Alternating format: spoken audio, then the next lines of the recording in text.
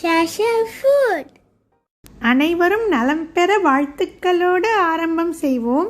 நம்ம Shasha food YouTube channel monetised ஆன சந்தோஷத்தை தெரிவிக்கிறதோட ரொம்பவே டேஸ்டான அட்டிப்போலி Malabar Kerala style sweet recipe, எந்தவித ஆர்டிஃபிஷியல் கலரும் சேர்க்காத ஒரு புதுவிதமான ஐஸ்கிரீம் ரெசிபியும் பார்க்கலாம்.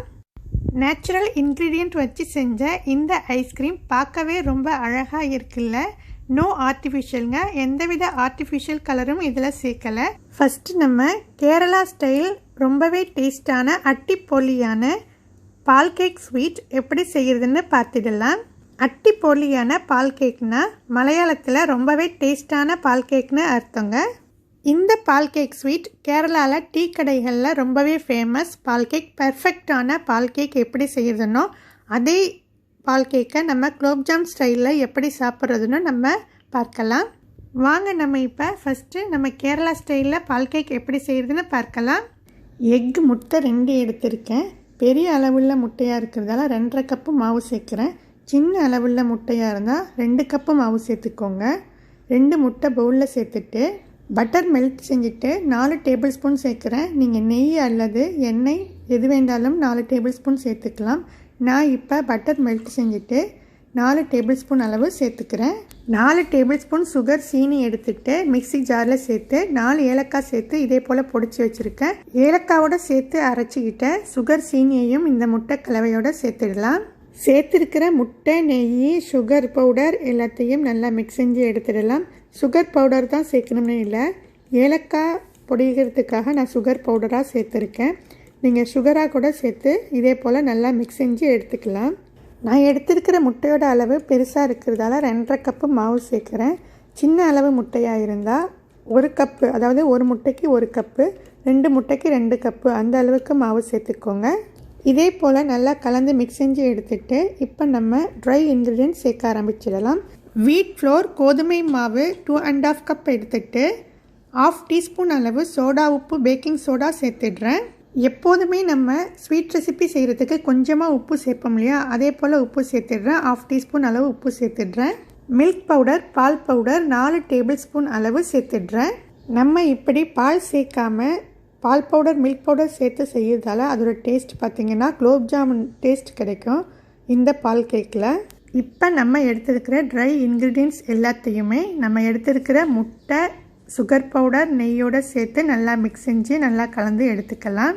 இப்போ நம்ம எடுத்துருக்கிற அளவு மாவு எனக்கு கரெக்டாக இருந்துச்சு. உங்களுக்கு ஒரு வேளை மாவு அளவு கரெக்டாக இல்லை, மாவு சேர்க்கணும் போல் இருந்துச்சுன்னா 1லேருந்து 2-3 டேபிள் ஸ்பூன் அளவு எவ்வளவு தேவையோ அந்த அளவுக்கு நீங்கள் மாவு சேர்த்து நல்லா பிசைஞ்சு எடுத்துக்கோங்க.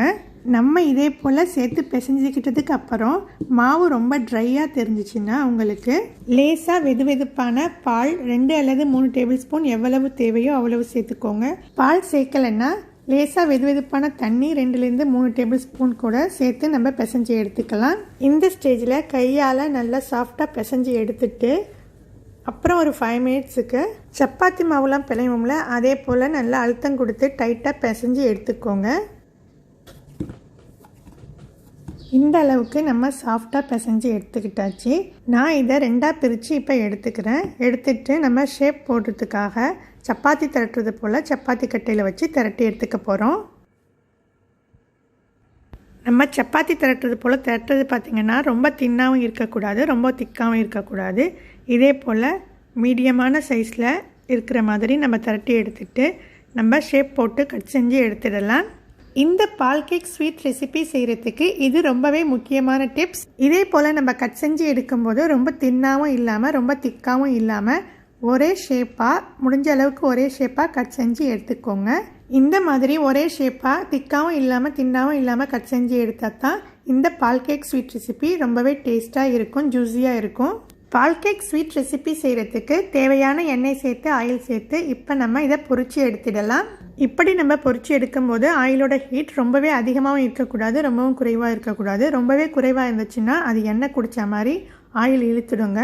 ரொம்ப அதிகமான ஹீட்டில் வச்சுருந்தாலும் உள்ளே வேகாமல் வெளியில் செவந்துடும். அதனால மீடியமான ஹீட்டில் வச்சுடுங்க. மீடியமான ஹீட்டில் வச்சு நம்ம இதை வறுத்தாலுமே 3 to 4 மினிட்ஸ்லேயே வெந்து கிறிஸ்பி ஆகிடும். கேரளாவில் டீ கடைகளில் கிடைக்கக்கூடிய ஸ்நாக்ஸ் பால் கேக் செய்கிறதுக்கு இப்போ ரெடி ஆகிடுச்சு. கட் செஞ்ச எல்லாத்தையுமே இதே போல் நான் சேர்த்துட்டு பொரிச்சு எடுத்துக்கிறேன். பாகில் சேர்க்காம இப்படியே நம்ம சாப்பிட்றதுக்கும் பிஸ்கெட் போல் ரொம்பவே டேஸ்ட்டாக இருக்கும். இப்போ நம்ம பால் கேக் ஸ்வீட் ரெசிபிக்கு தேவையான ஜீரா சுகர் சிரப் ரெடி செஞ்சிடலாம். ஒரு பேனில் 1.5 கப்பு அளவு சுகர் சீனி சேர்த்துடுறேன்.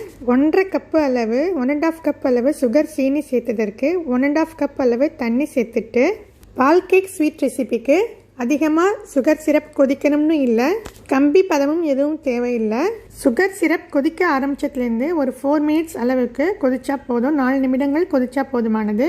சுகர் சிரப் 4 நிமிடங்கள் கொதித்து ரெடியாகிடுச்சு. இப்போ நம்ம பால் கேக்காக ரெடி செஞ்ச பிஸ்கெட் எல்லாத்தையும் இந்த சுகர் சிரப்பில் சேர்த்து 2 ஹவர்ஸ் அளவுக்கு 2 மணி நேரம் அளவுக்கு ஊற வச்சு எடுத்திங்கன்னா டேஸ்டியான கேரளா ஸ்டைல் கேரளா டீ கடை பால் கேக் ஸ்வீட் ரெசிபி ரெடியாகிடுச்சு.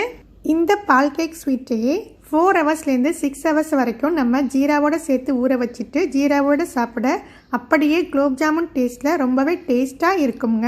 அடுத்து நம்ம இந்த வீடியோட செகண்ட் ரெசிபி ரொம்பவே ஹெல்த்தியான ரொம்பவே டேஸ்டியான நோ ஆர்டிஃபிஷியல் எந்தவித ஆர்டிஃபிஷியல் கலரும் சேர்க்காத ஐஸ்கிரீம் ரெசிபி பார்த்துடலாம். ரொம்பவே க்ரீமியான இந்த ஐஸ்கிரீம் ரெசிபி செய்கிறதுக்கு 2 ட்ராகன் ஃப்ரூட் எடுத்திருக்கேன். எடுத்திருக்கிற 2 ட்ராகன் ஃப்ரூட்டையும் தோலெல்லாம் எடுத்துட்டு இதே போல் கட் செஞ்சு எடுத்துக்கிறேன்.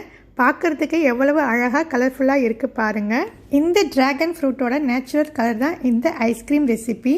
இந்த ட்ராகன் ஃப்ரூட்டில் உள்ள அந்த விதையெல்லாம் தாங்க ரொம்பவே ஹெல்த்தியானது. அதனால் நான் விதையோடு தான் சேர்க்க போகிறேன். இந்த ட்ராகன் ஃப்ரூட்டில் உள்ள விதையெல்லாம் எடுக்கணும்னாலும் அவ்வளவு சீக்கிரம் எடுக்க வராது. விதையெல்லாம் ரொம்ப ஹெல்தி, அதனால் அப்படியே சேர்த்துடலாம். கட் செஞ்சு எடுத்த ட்ராகன் ஃப்ரூட்டை ஒரு மிக்ஸி ஜாரில் மாற்றிட்டு, ட்ராகன் ஃப்ரூட் பார்த்திங்கன்னா ரொம்பவே ஹெல்த்தியானது. சில்ட்ரன்ஸ் குழந்தைகளுக்கு ரொம்பவே அதிகமாக கொடுக்கலாம். ட்ராகன் ஃப்ரூட்டில் இதே போல் ஐஸ்கிரீம் செஞ்சு கொடுங்க.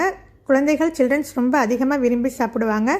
இப்போ நம்ம கட் செஞ்ச ட்ராகன் ஃப்ரூட் எல்லாத்தையும் மிக்ஸி ஜாரில் சேர்த்துட்டு நம்ம கட் செஞ்சு எடுத்த ட்ராகன் ஃப்ரூட் எந்த அளவுக்கு இருக்கோ அந்த அளவுக்கு பால் சேர்த்திடலாம். நான் கண்டென்ஸ் மில்க் இந்த ஐஸ்கிரீம் ரெசிப்பியில் யூஸ் செய்ய போகிறேன். அதனால் இந்த 1 கப்பு அளவுக்கு 1 பவுல் அளவுக்கு பால் சேர்த்துடுறேன். ஒருவேளை நீங்கள் கண்டென்ஸ் மில்க் யூஸ் செய்யலைன்னா எந்த அளவுக்கு நீங்கள் ட்ராகன் ஃப்ரூட் எடுக்கிறீங்களோ அதே அளவுக்கு நான் 1 கப்பு அளவு பால் சேர்த்துருக்கேன். நீங்கள் 2 கப்பு அளவு 2 பவுல் அளவு பால் சேர்த்துடுங்க. கட் செஞ்ச ட்ராகன் ஃப்ரூட் கூட பால் சேர்த்துருக்கோம்ல, அதை மிக்சியில் நல்லா பிளெண்ட் செஞ்சு எடுத்துட்டு 180 கிராம் அளவுள்ள மில்க் மேட் கண்டென்ஸ் மில்க் சேர்த்துடுறேன். உங்களுக்கு தேவையான அளவு கண்டென்ஸ் மில்க் சேர்த்துக்கோங்க. அப்படி கண்டென்ஸ் மில்க் நீங்கள் குறைவாக சேர்த்திங்கன்னா 2 பவுல் அளவுக்கு பால் சேர்த்துடுங்க. தேவையான அளவு கண்டென்ஸ் மில்க் சேர்த்துட்டு தேவையான அளவு சுகர் சீனி சேர்த்துடுங்க. நான் 4 டேபிள் ஸ்பூன் அளவு சுகர் சீனி சேர்த்துடுறேன். கண்டென்ஸ் மில்க் சுகர் சீனி எல்லாமே சேர்த்து திரும்பவும் மிக்சியில் நல்லா பிளெண்ட் செஞ்சு எடுத்துட்டு ஒரு கண்டெய்னர் பாக்ஸில் மாற்றிட்டு 8 ஹவர்ஸ் அளவுக்கு ஃப்ரீசரில் வச்சு எடுத்துடலாம். 8 ஹவர்ஸ் 8 மணி நேரம் ஃப்ரீசரில் வச்சு எடுத்த பிறகு திரும்பவும் மிக்ஸி ஜாரில் சேர்த்துட்டு நல்லா பிளெண்ட் செஞ்சு எடுத்துடலாம். ட்ராகன் ஃப்ரூட் ஐஸ்கிரீம் செய்கிறதுக்கு பிளெண்ட் செஞ்சு எடுத்ததை ஒரு கண்டெய்னர் பாக்ஸ்லையும் பாப்சிக்கல் மோட்லையும் சேர்த்தாச்சு. 8 மணி நேரம் திரும்பவும் ஃப்ரீசரில் வச்சு எடுத்துடலாம்.